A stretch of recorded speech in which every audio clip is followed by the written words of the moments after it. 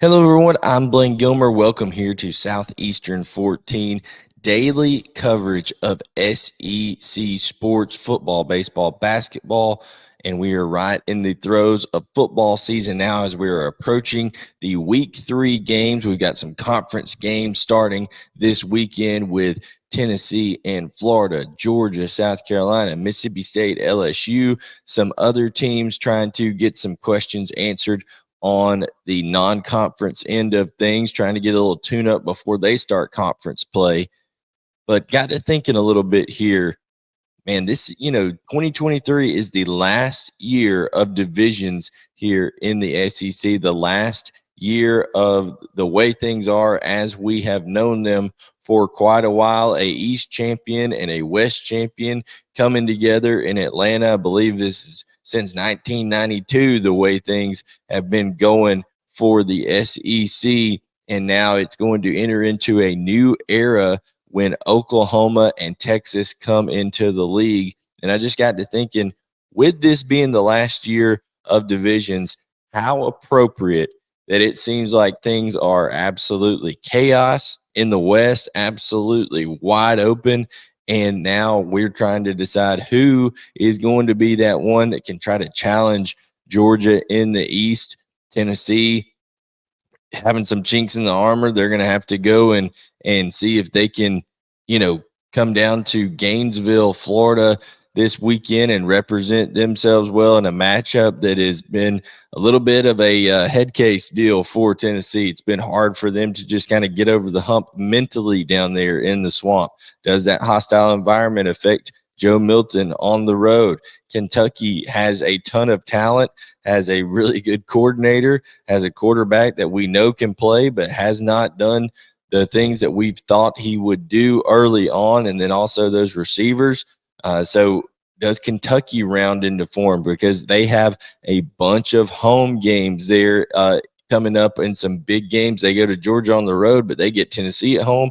They get Alabama at home. There's opportunities there for Kentucky to do some good things if they can start playing some quality football. Do teams like Missouri emerge? Can South Carolina get some better offensive line play? All these questions that are going along in the East. And then you go look at the West, and I can sit here and I can make a legitimate case for nearly every single team in the West this year, with Alabama not being what Alabama is. And if that upsets you as an Alabama fan, you just have to look in the mirror and say, hey, our offensive line got whipped by Texas. I mean, absolutely whipped. We weren't competitive on either front of the line of scrimmage. So whether it's the defensive front or offensive front, Alabama got outclassed there. And then you've got teams like, with the quarterback issue for Alabama, I think you've got teams like Texas A&M has better quarterback play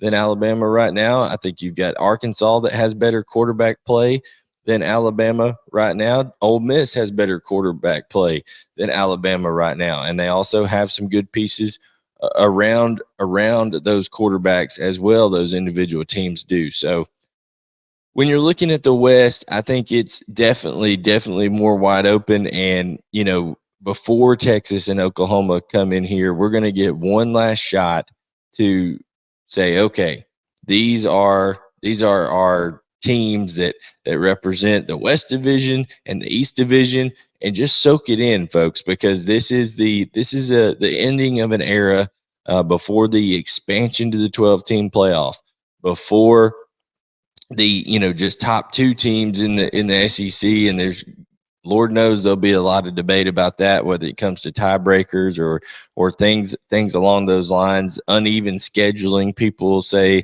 all that kind of stuff, because not every SEC team will play every SEC team every year. They're going to a deal where you play at least a home and home in a 4-year format. There'll still be some permanent opponents, all that kind of stuff. So it will be a new normal.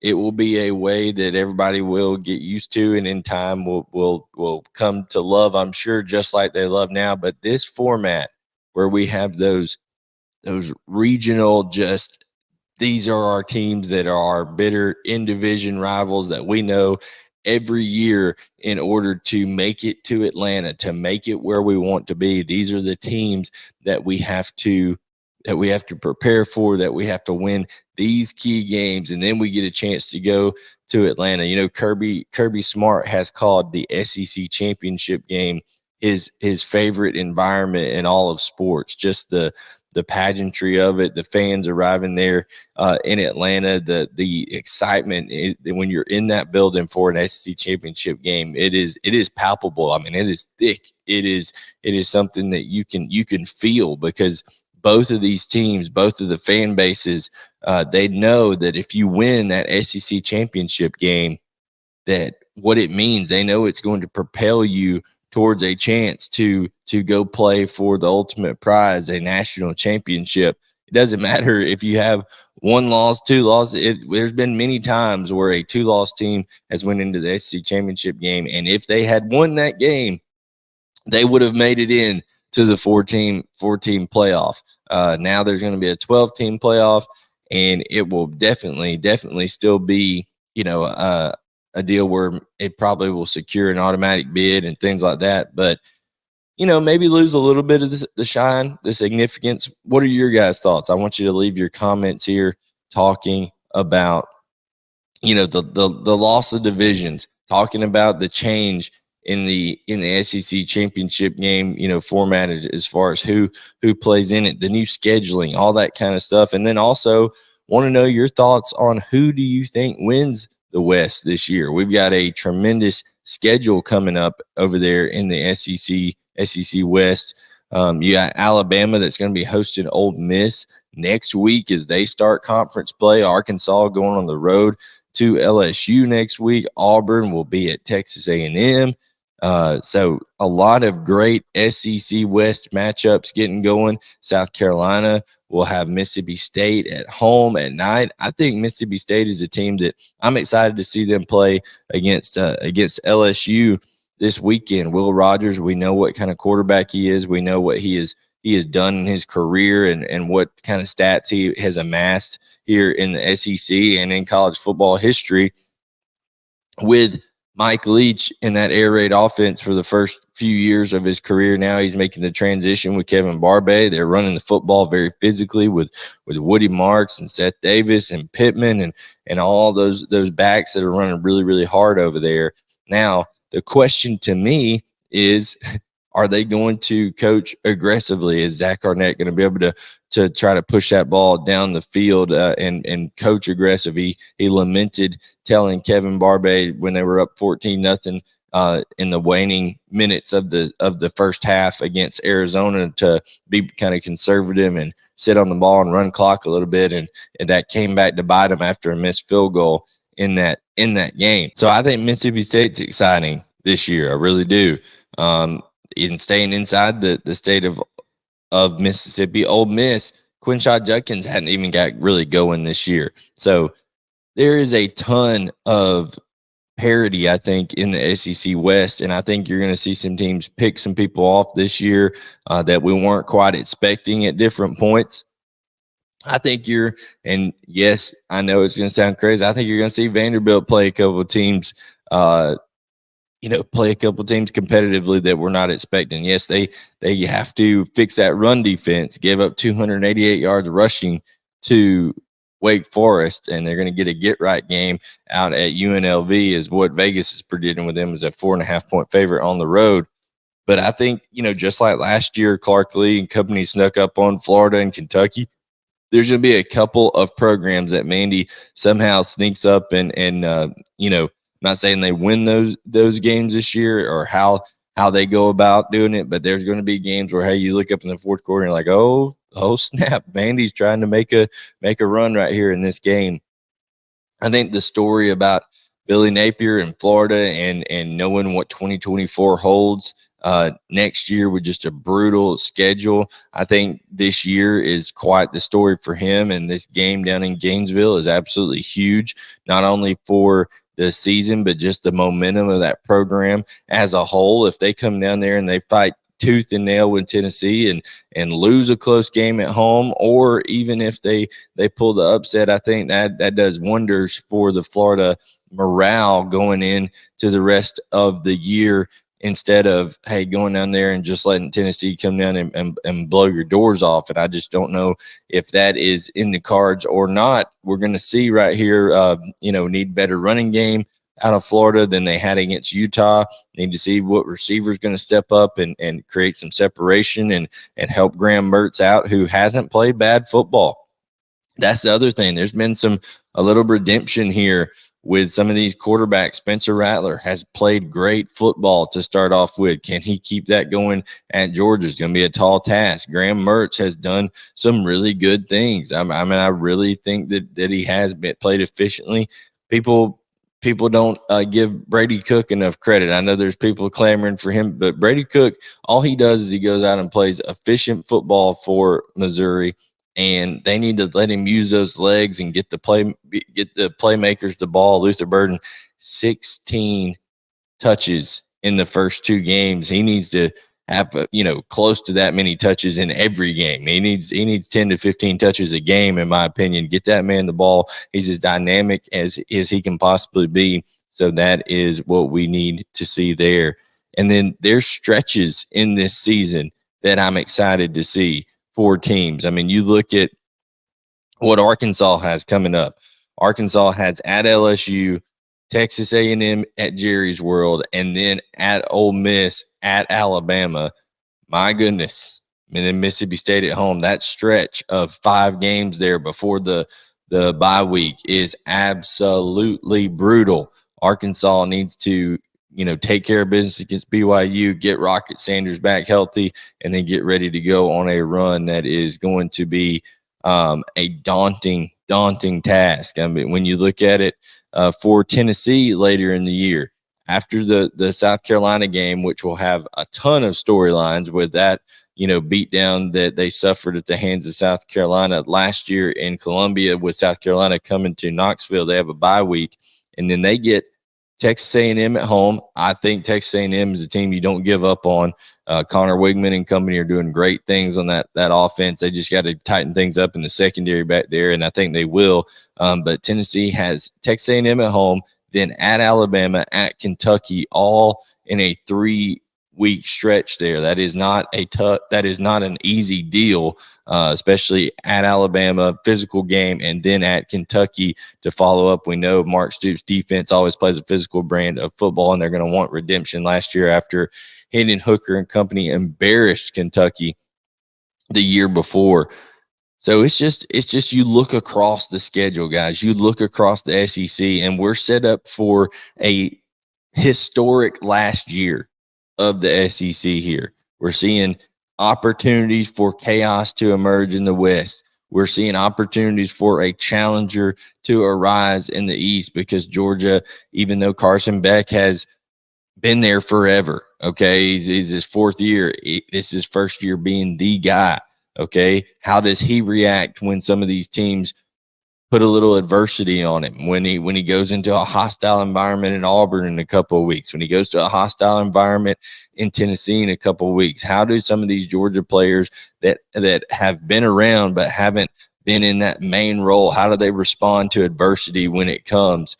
Because this is the SEC, and it will come in some form or another. And Georgia, for the last 2 years, has been able to respond to that adversity and then turn right around and put adversity on the opponent in a quick manner. That's why they're back-to-back national champions. So can that stay true in the 2023 season? And then I'm just excited to see some of these coaches, the personalities for these coaches, and the imprint they're trying to leave on these programs throughout the rest of the year. Shane Beamer and the momentum he's trying to make at South Carolina. Eli Drinkwitz and the momentum he's trying to create at Missouri. Of course, Hugh Freeze has a whole different vibe of things going at Auburn, and really trying to get the recruiting picked up there over on the Plains after Brian Harsin absolutely should be sued for malpractice with how he recruited during his tenure there at Auburn. So excited to see what happens there. And then, of course, the drama of Texas A&M. I think Texas A&M still has the opportunity to be very good. I think Texas A&M can win the SEC West. But my goodness, if things continue to go south and they have performances where they don't do as well as they're expecting to do, you got to wonder what's going to go on with Jimbo Fisher and all of this. Now they've got that huge buyout that's still $72 million, I believe, after this year. So it's not a position you want to be in if you're Texas A&M if things don't get cleaned up here pretty soon. And then Zach Arnett, a new coach over there at Mississippi State. I'm excited to see what happens with him as well. Leave your comments here, guys. Tell us, what are you looking forward to now that we know a little bit about who these teams are and what the future, the next couple of weeks are going to look like in this last season of the way things are currently in SEC football? Because I think that the divisions create storylines and create just a extra added sense of drama, an extra added sense of, hey, these are bitter rivals that I've got to compete with for a chance to go win a championship. I'm excited to see it. I'm sure there will be in time there its own charm to the 16-team league and getting to go to more places and do the home and homes and new rivalries develop out of that. But it's going to be something that you miss a little bit, I think, of saying, hey, what are the standings in the SEC East as we go into the last couple of seasons? What are the standings in the SEC West? There's been so many, for so long. Florida and Tennessee dominated the East, and then Georgia has emerged to really, over the last several years of the East here, Georgia has stood up and become the Goliath that everybody's trying to slay over there. And then Alabama and LSU kind of rotated off in the SEC West for quite a while there, going back to the Les Miles and Nick Saban years and things like that with the different programs. So it's been wonderful. As an SEC fan, I've thoroughly enjoyed the divisions format. I kind of wish there was a way to keep it, but I know with the 16-team league logistically and all that kind of stuff and not being able to have the competitive balance there and things, Greg Sankey and company are doing what they think is best for the league going forward. But super excited to see what's going to happen in 2024, but just a little piece of you feels like, man, this is the end. This is the swan song of a great era of college football, the SEC division and then championship era of the East and the West. So, all good things come to an end, and things I'm sure will be good going forward. And once you get to the 12-team playoff, I do think one thing about the 12-team playoff that I'm going to enjoy is like that loss that Alabama had against Texas at home. It doesn't quite hurt you just as bad. And I think more fan bases will feel like, hey, when we lose a game, especially a game against a quality opponent, and we can schedule more quality opponents, I think that's good to say, hey, we still have an opportunity. Everything's out in front of us, and it truly still be out in front of you. Because in the last, 10 years, it's been all right. Well, you lose one game, you're on the brink of disaster. Like this is it. So it's going to be more like the NFL in that manner where, hey, who's playing the best at the end? How are you? What kind of resume are you building? Things of that nature. That'll be good for the fans in terms of like games like you're going to have next year, Georgia going out to Austin, Texas, and being able to play at Texas. That'll be a great atmosphere. Things like that.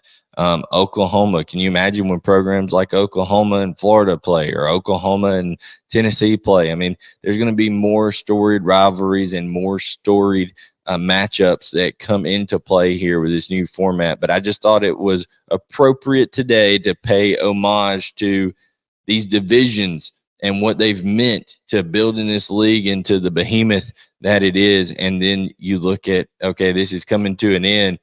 And this year we have a chaotic West. We have a very, very interesting SEC East. And it's just very appropriate, in my opinion, with this being the last year of it. So thank you guys for tuning in to the SEC Morning Report here on Thursday, September 14th, 2023. It's the last year of divisions, and it's appropriate that it's just wild out there, wild in many different ways. So if you love the content here on Southeastern 14, like, subscribe, turn on notifications. We would greatly appreciate that. Like we said, leave your comments. And we are here. I'm here Monday through Thursday morning for the SEC Morning Report on Southeastern 14. Chris Lee hosts a daily show with a rotating group of co-hosts, whether it's Blake Lovell or Gavin Schoenwald or somebody from a beat reporter from another one of the in particular SEC teams. Every day it's SEC Daily, 12 to 1 Eastern, 11 to 12 Central over here on the channel. So that's there. We've got Brian Edwards, who does betting picks, a 20-year plus Vegas insider over there that gives you his betting analysis. And then also Jake Crane is on every Friday with us on Jake's Takes. We've got some different team contributors that come on and do a great job, like Stu Lackey with Kentucky. So if you like a lot of SEC football content, this is your place to be.